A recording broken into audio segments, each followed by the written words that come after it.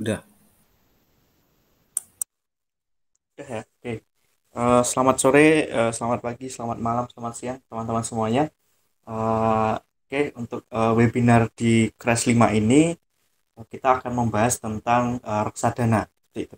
Kemudian reksadana itu apa? Investasi yang seperti apa, kemudian aplikasinya apa saja yang bisa digunakan, model transaksinya seperti apa, itu akan kita bahas di sini semua. Sebelumnya perkenalkan dulu, nama saya Albertus Dusda Nugroho.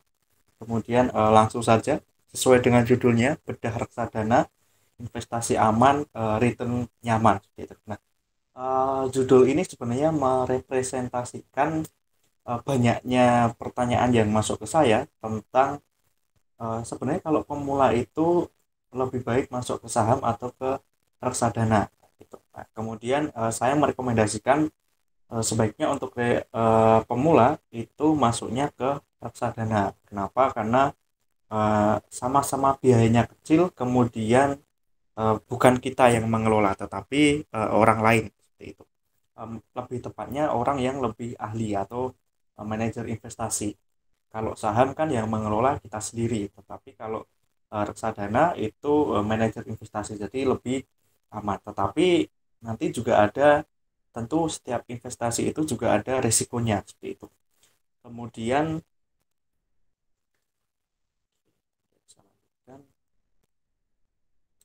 kemudian sebelum melanjutkan ke pengertian reksadana ini, ada satu pertanyaan dulu untuk teman-teman semua, yaitu apa tujuan keuanganmu? Maksudnya kalau kita mau investasi itu minimal kita punya tujuan. Entah tujuannya itu untuk pendidikan masa depan, entah untuk nikah ataupun beli barang keperluan dan lain sebagainya. Gitu. Jadi kalau teman-teman pengen berinvestasi, hal yang pertama harus diperhatikan itu adalah tujuannya. Jadi harus punya tujuan. Nah, di sini diilustrasikan kalau teman-teman berada di posisi ini di titik A, kemudian ingin ke titik B, itu kan tentunya harus ada perjalanannya kayak gitu atau harus ada kendaraannya. Nah, di titik A itu adalah titik posisi teman-teman saat ini. Contohnya mungkin mulai dari umur gitu ya. Umurnya sekarang adalah 25 tahun. Kemudian punya titik B atau punya tujuan keuangan itu di tahun atau di umur ke 40 itu sudah harus bebas finansial. Nah, kendaraannya apa? Atau apa jalannya harus seperti apa? Nah, kendaraannya ini itu dengan eh, reksadana kayak gitu. Karena kita sedang membahas reksadana, jadi kendaraannya di sini adalah reksadana. Tetapi pada akhirnya nanti teman-teman harus punya diversifikasi, yaitu jangan hanya reksadana saja, tetapi juga harus ada apa produk investasi yang lain seperti itu. Nah, nah kenapa harus berinvestasi? Nah, ini juga teman-teman harus tahu bahwa alasan terbesar kenapa harus investasi itu adalah yang pertama melawan inflasi. Jadi kalau teman-teman lihat atau teman-teman mengalami itu ketika mungkin di usia-usia dulu ketika masih kecil itu harga Indomie gitu ya, harga Indomie atau mie sedap dan lain sebagainya itu masih di bawah 1.000. Sekarang untuk harga mie saja, satu mie goreng katakanlah seperti itu sudah 2.500. Jadi inflasi itu sangat tinggi gitu ya. Dari tahun ke tahun itu inflasinya selalu naik. Jadi apa nilai rupiah itu akan selalu berkurang seperti itu. Kemudian menyelamatkan masa depan ya tadi seperti yang sebelumnya tadi, bahwa kalau teman-teman punya impian pengen beli mobil atau menikah dan lain sebagainya itu harus berinvestasi karena untuk mempersiapkan gitu ya, untuk mempersiapkan masa depan. Kemudian yang terakhir adalah meraih mimpi. Nah, ini sebenarnya 2 sama 3 itu sama. Jadi meraih mimpi dalam hal ini itu kalau teman-teman ya tadi ya sebenarnya sama aja, punya impian untuk menikah di usia muda, kemudian untuk punya mobil di usia muda, nah itu jalannya adalah dengan berinvestasi kayak gitu. Karena berinvestasi sama menabung itu berbeda. Kalau menabung itu menyimpan, kalau berinvestasi itu nantinya akan berkembang seperti itu. Oke, saya lanjutkan. Kemudian ini saya contohkan ada dua kasus gitu ya. Ada dua kasus atau dua pilihan. Yang pertama adalah Bapak Ronald menabung di tabungan. Jika dia menabung saja di celengan ayam sebesar 1 juta per bulan, maka setelah 10 tahun Bapak Ronald menabung hanya akan terkumpul 120 juta saja kayak gitu. Jadi memang kalau yang namanya menabung gitu ya, kalau menabung di celengan kan nggak mungkin dia bisa beranak, dalam tanda kutip beranak itu punya imbal hasil kayak gitu atau naik berapa persen.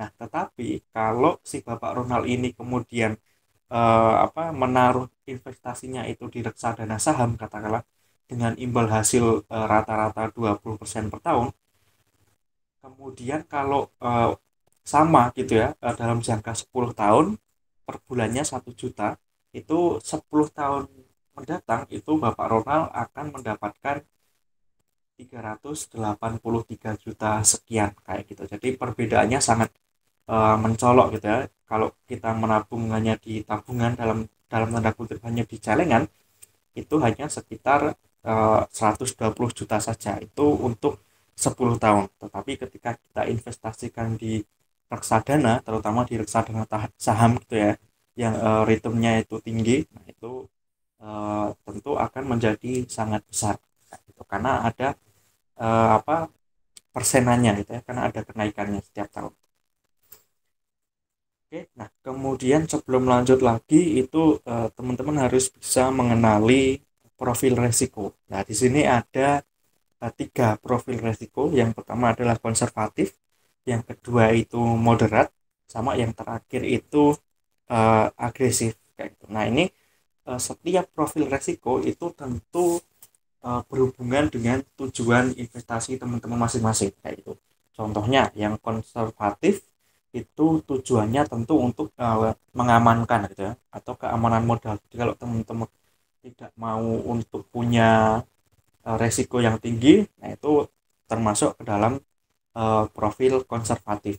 Kemudian nah itu resikonya tidak mau menanggung resiko gitu ya, itu kalau yang konservatif. Kemudian kalau yang moderat itu tidak keberatan jika terjadi penurunan nilai uang dalam jangka pendek. Katakanlah teman-teman menaruh uangnya di reksadana pasar uang gitu.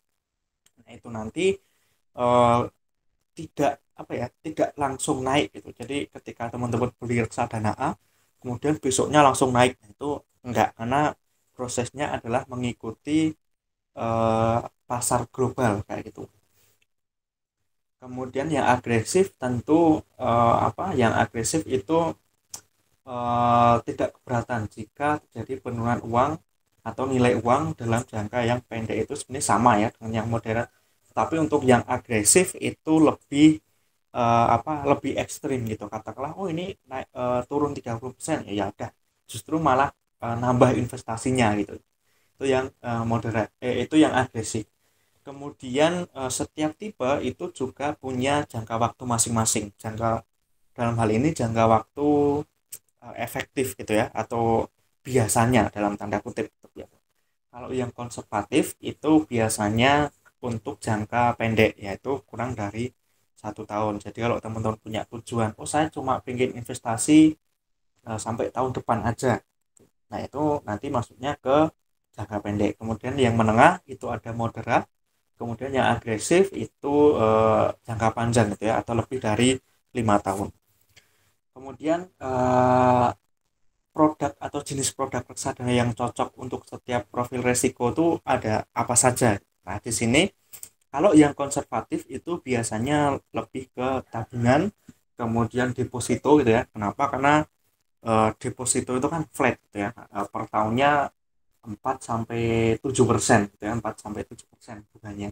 Nah, kemudian ada ORI. ORI itu obligasi retail Indonesia, kemudian reksadana terproteksi.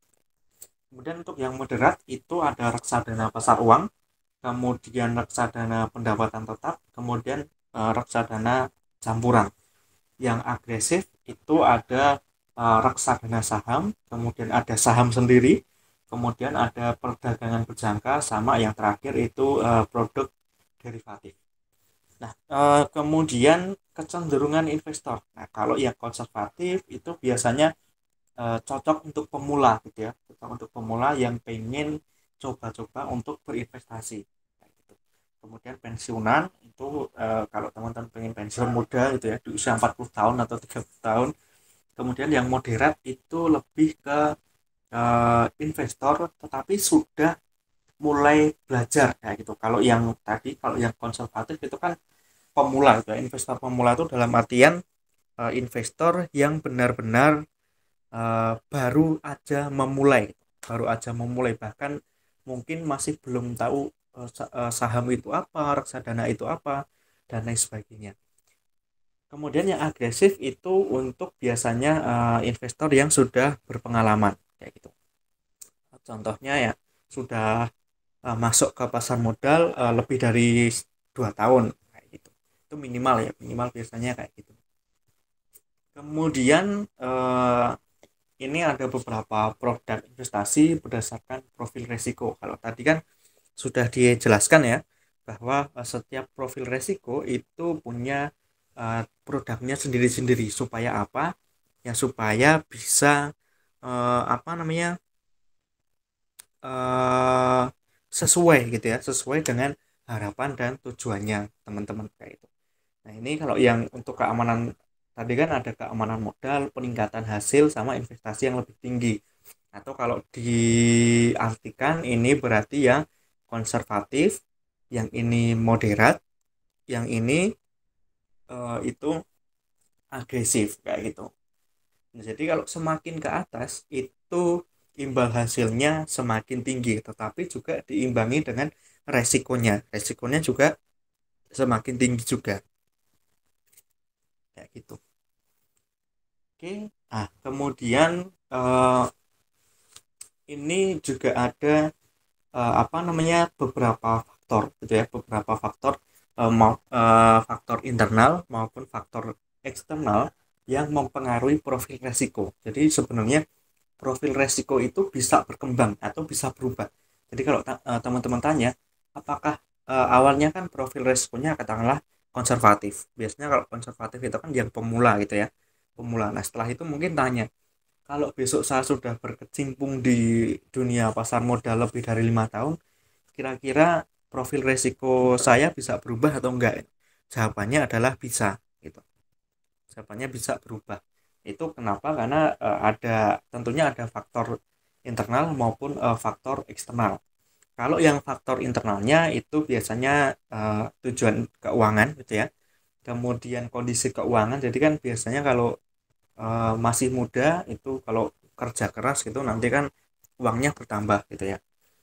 Kemudian usia itu juga mempengaruhi gitu ya, tentunya juga mempengaruhi tujuan yang pertama tadi. Kemudian penasehat keuangan. Kemudian kalau yang faktor eksternal itu ada jangka waktu investasi. Tadi kan di setiap tipe profil itu punya jangka waktunya sendiri-sendiri gitu ya. Ada yang kurang dari 1 tahun, kemudian jangka menengah, kemudian jangka panjang, kemudian pengetahuan investasi gitu ya. Nah, ini juga sebenarnya berhubungan dengan kemampuan literasi teman-teman. Jadi kalau teman-teman ya percuma kalau investasi di pasar modal tetapi tidak mau membaca berita, ya nanti sama aja gitu ya.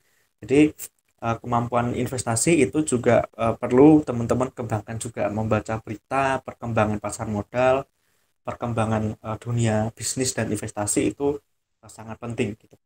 Kemudian pengalaman investasi. Jadi kalau tadi ya mungkin baru baru aja 1 minggu buat akun kemudian baru masuk.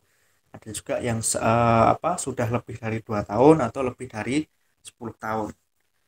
Kemudian kondisi pasar juga. Nah, jadi contoh nih, contoh adalah reksadana saham. Nah, itu kan nanti kiblatnya itu ke IHSG gitu ya, atau indeks saham gabungan. Nah, kalau ada faktor ekonomi makro maupun mikro yang mempengaruhi, otomatis nanti kondisi pasarnya bisa naik dan bisa turun. Nah, itu juga yang mempengaruhi kondisi si reksadana sendiri kayak gitu.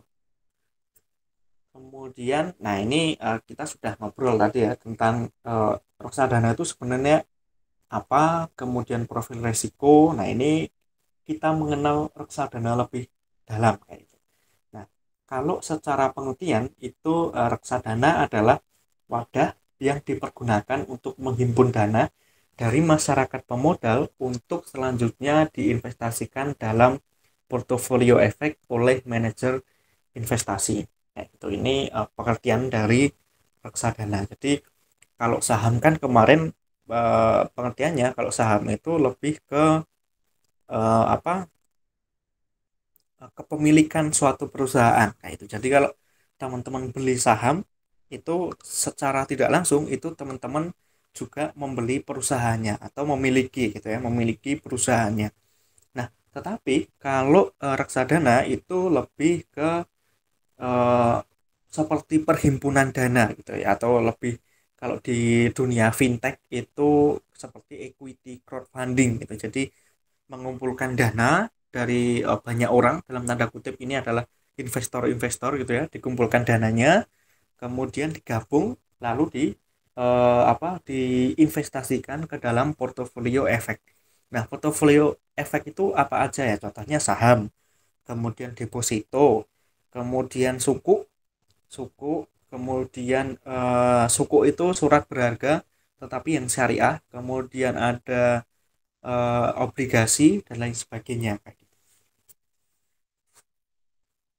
Nah, kemudian mekanisme investasi di reksadana itu seperti apa, gitu ya. Nah, ini apa gambarannya atau mekanismenya? Yang pertama tentu dari pemodal. Dalam hal ini pemodal pemodal itu siapa ya? Pemodal itu kita gitu ya, yang ingin berinvestasi atau investor. Kemudian nanti kalau kita beli reksadana itu kan minimal pembelian 10.000 gitu ya.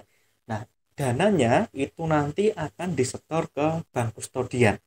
Nah, bank kustodian itu apa? Bank kustodian itu adalah bank yang menyimpan uang kita atau menerima. Jadi kalau kita setor itu nanti masuknya ke bank kustodian. Nah, bank kustodian itu siapa?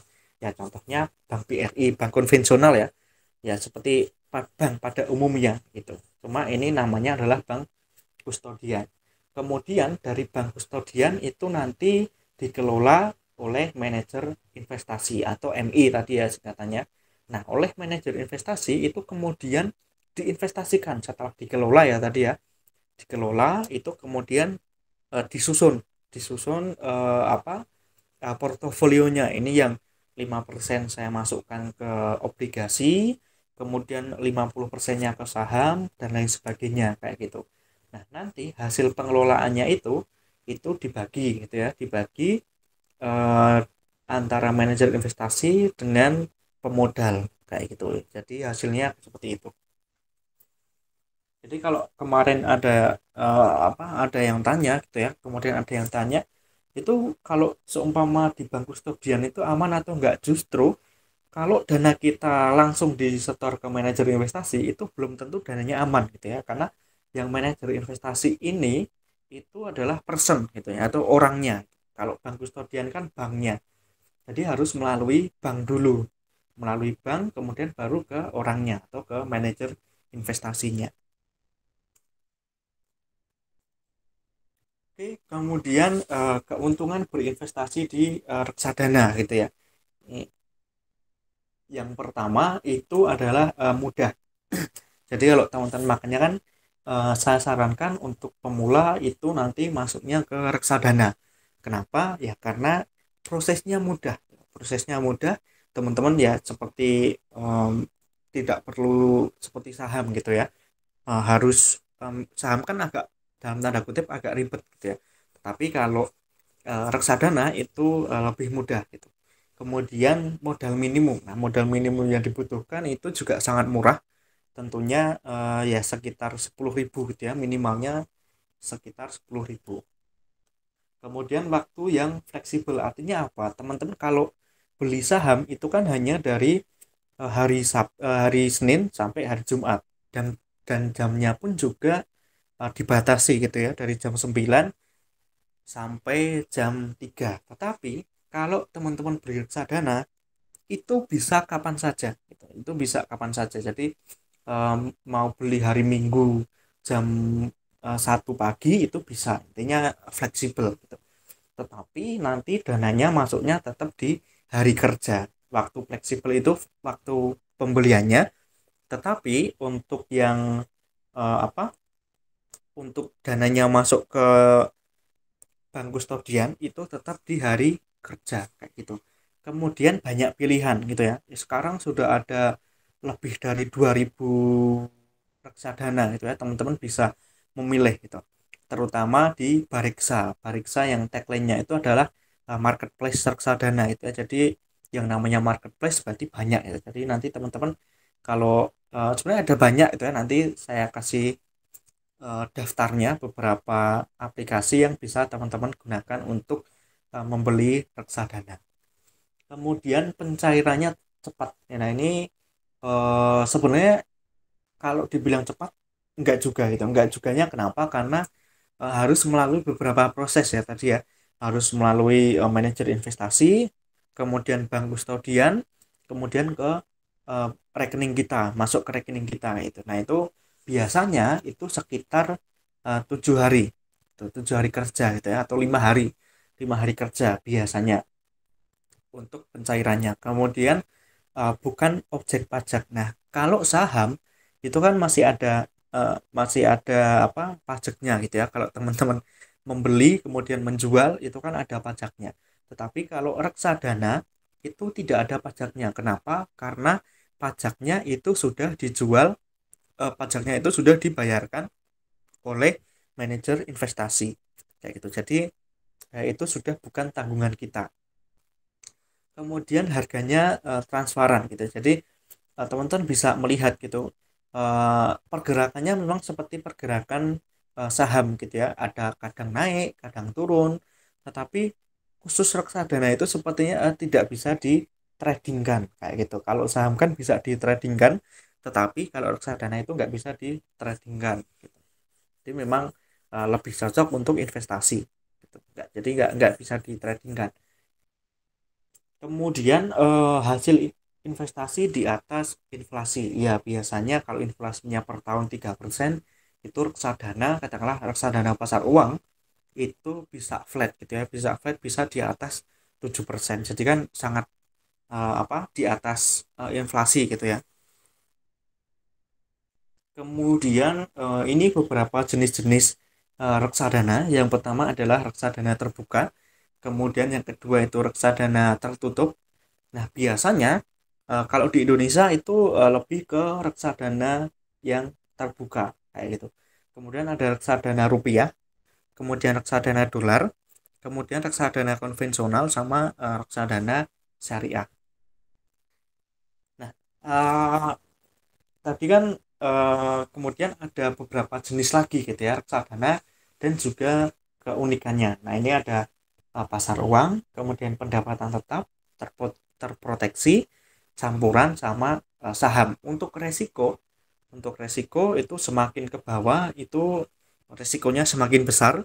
Kemudian untuk return itu juga sama, semakin ke bawah juga returnnya semakin besar juga. Kemudian perkiraan tujuan lama waktu. Jadi kalau teman-teman punya tujuan untuk jangka pendek itu biasanya sering ke reksadana pasar uang atau reksadana pendapatan tetap kayak gitu. Atau kalau mau yang untuk jangka panjang itu reksadana saham. Oke, kemudian bagaimana cara memilih reksadana? Yang pertama adalah silahkan teman-teman milih reputasi manajer investasi. Itu ya. Tentunya katakanlah bla bla bla Investa gitu. Contohnya kayak gitu. Manajer investasi gitu ya. Itu hanya contohnya di ABC Investa apa kayak itu. Nah, itu nanti silahkan dilihat reputasi manajer investasinya seperti apa. Kemudian tingkat returnnya. Nah, ini yang sering salah gitu ya. Kenapa? Karena biasanya itu kalau pemula itu langsung saya milih yang returnnya paling tinggi, padahal itu kan tidak menjamin di masa depan gitu ya. Jadi bisa saja kinerjanya akan tinggi terus, tetapi bisa saja itu nanti juga turun kayak gitu. Jadi kalau bisa ya returnnya yang terpenting itu di atas deposito gitu ya, di atas deposito atau di atasnya inflasi kayak gitu. Kemudian tingkat resiko. Jadi tentu ada resikonya tadi ya. Setiap investasi itu tentu ada resikonya. Kemudian dana kelolaan. Nah, eh, kalau teman-teman milih reksadana itu pilih yang manajer investasinya atau reksadananya itu sudah punya dana kelolaan di atas 1 triliun. Jadi kalau dana kelolaannya di atas 1 triliun itu berarti banyak yang menggunakan itu. Berarti itu memang terpercaya. Kemudian expense ratio itu biaya untuk manajer investasi gitu ya, atau biaya produksi. Kalau di bisnis itu biaya produksi gitu ya, biaya produksi. Jadi semakin kecil expense rasionya itu menandakan semakin pintar manajer investasinya kayak gitu. Jadi kalau expense rasionya kecil itu manajer investasinya itu dia itu pintar gitu, pintar mengelola keuangan kayak gitu. Kemudian ini ada beberapa aplikasi reksadana.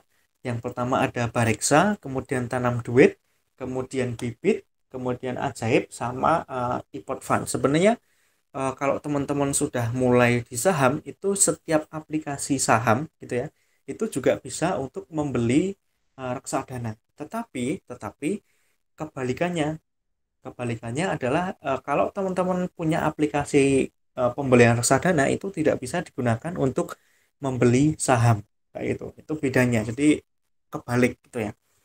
Kemudian ada Bareksa, Tanam Duit, Bibit, Ajaib. Sebenarnya masih ada lagi ya. Ada Rais gitu ya, ada Rais Invest. Kemudian ada Invisi, kemudian ada Ajaib. Nah, ini Ajaib sudah.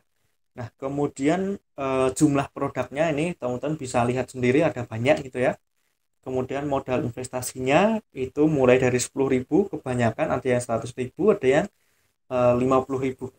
Kemudian reksadana syariah tentu ada gitu ya. Jadi kalau teman-teman pengennya yang cari yang syariah itu ada. Kemudian ada produk lainnya, nah itu kayak obligasi, kemudian umroh, kemudian saham itu teman-teman bisa menemukan di sini kayak gitu.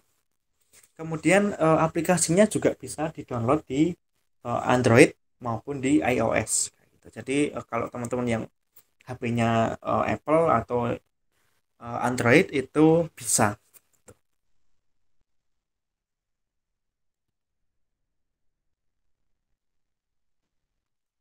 Oke, mungkin itu saja teman-teman yang bisa saya sampaikan sekilas tentang reksadana. Jadi kalau teman-teman tertarik untuk diskusi tentang reksadana nanti bisa menghubungi saya kembali. Oke, terima kasih.